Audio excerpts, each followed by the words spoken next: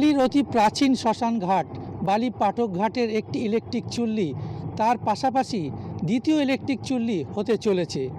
বালির বিধায়ক ডাক্তার রানা চ্যাটার্জির উদ্যোগে এবং কেএমডি এর সহযোগিতায় 1,12,00,000 টাকা খরচায় একটি নতুন ইলেকট্রিক চুল্লির কাজ শুরু হয়ে গেল বালি পাটক ঘাটে। পুরনো একটি ইলেকট্রিক চুল্লি রয়েছে যেটা বারবার খারাপ হলে অনেক অসুবিধার মধ্যে পড়ছিল বালির মানুষ।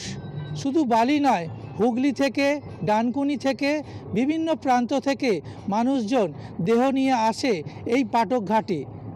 ইলেকট্রিক চুল্লির ব্যবস্থাপনা যদি সঠিক থাকে তাহলে সাধারণ মানুষকে কোনো রকম অসুবিধার মধ্যে পড়তে হবে না।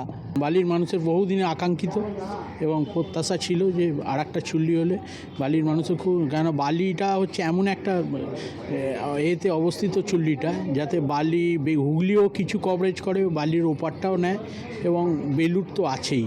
বালির মানুষের মানে নিত্য প্রয়োজনীয় জিনিসের মতোই এই চুল্লিটাও একটা মানে দরকার। প্রচুর প্রেশার আছে এবং উত্তরপাড়াও এটা সুবিধা পাবে, যে কেননা বালিতে দুটো হয়ে গেলে বালির লোক বালিতেই তার শেষকৃত্য করতে পারবে।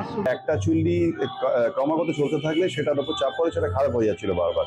সুতরাং তাকে কিছুদিন রেস্টও দিতে হয় ইঞ্জিনিয়াররা বলছিলেন। সুতরাং দ্বিতীয় চুল্লির একটা ভীষণ প্রয়োজন ছিল এবং কৃতজ্ঞতা জানাই মাননীয় মুখ্যমন্ত্রীকে যে কেএমডি এর থ্রু দিয়ে, কারণ কেএমডি আমাদের মাননীয় পুরমন্ত্রীকেও ধন্যবাদ জানাই যে কেএমডি এর থ্রু দিয়ে 1,12,00,000 টাকা একটা প্রজেক্ট যেটার কাজ শুরু হয়ে গেছে।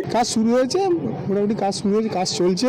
হ্যাঁ, তবে যত তাড়াতাড়ি পাই শীঘ্র হলে খুবই আমাদের ভালো হবে। এটা তো খারাপ হলে খুবই মানুষেরও অসুবিধা হয় বা আমাদেরও অসুবিধা হয়, যেমন ডোম বা মন এদের তো কোনো নেই, এদের উপর নির্ভর করে।